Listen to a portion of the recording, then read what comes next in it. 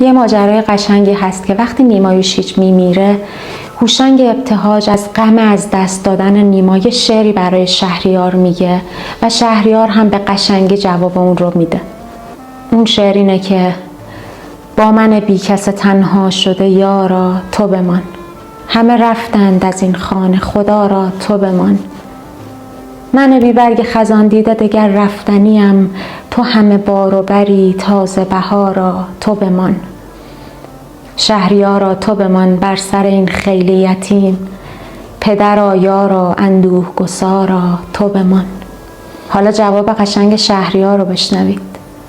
میگه که سایه جان رفتنی هستیم، بمانیم که چه. زنده باشیم و همه روزه بخوانیم که چه. درس این زندگی از بهر ندانستن ماست، این همه درس بخوانیم و ندانیم که چه. خود رسیدیم به جان نعش عزیزی هر روز، دوش گیریم و به خاکش بسپاریم که چه. بدتر از خواستن این لطمه نتوانستن، هی بخواهیم و رسیدن نتوانیم که چه.